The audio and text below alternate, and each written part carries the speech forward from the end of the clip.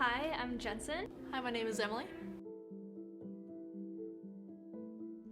I think what's causing my stress the most right now is probably school. The biggest thing causing me stress right now is just all of the things I have to think about and do on a daily basis.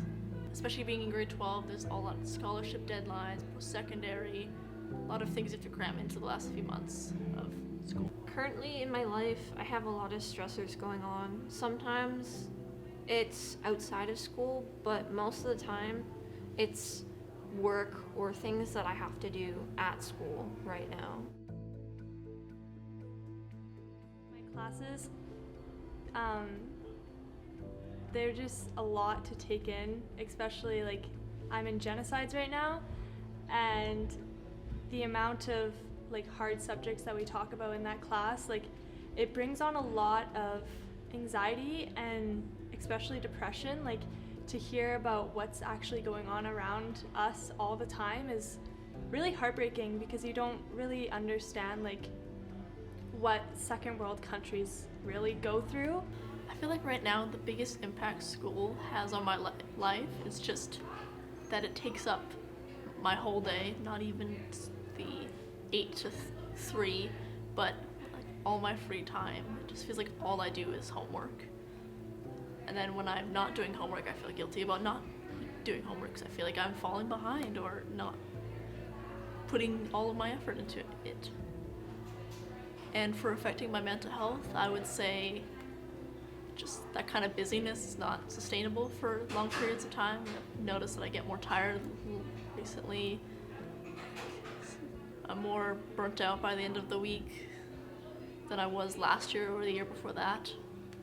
I find it difficult because I'm taking harder courses, especially pre-calculus, where the expectation is that you do homework every night. But the problem is that I have other commitments. I started student council, I started different clubs, so it's hard for me to stay on top of that when I don't necessarily have all that time. And a lot of my time is spent sleeping because I get tired. I'm really tired and I'm still trying to cope with things that have happened to me personally. I tried to visit a counselor in grade 8, but it felt really awkward and I didn't feel like I connected with my counselor. And I think the problem is that it's harder to form meaningful connections with your counselors when they have so many other kids to be looking after as well. It's hard to form a connection with those kind of staff members because they're looking out for everyone else too, and they don't have the time to spend. And that's not me trying to be selfish, it's just for people who aren't as strong and won't put themselves out there, it's harder to find support. Ooh, nothing.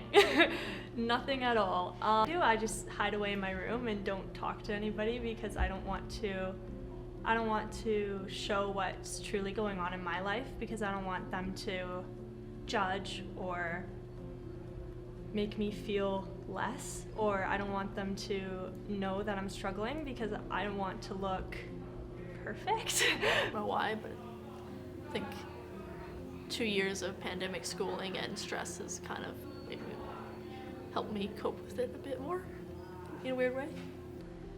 I've been to a couple different counselors, but I think some stuff that really stood out to me was listing out problems that you're having and trying to solve them in a rational way by asking yourself questions like, if you're believing something that isn't necessarily true, it's like your friends hate you, you write it down and be like, what have you seen that would make your friends, or that would make you think that your friends hate you?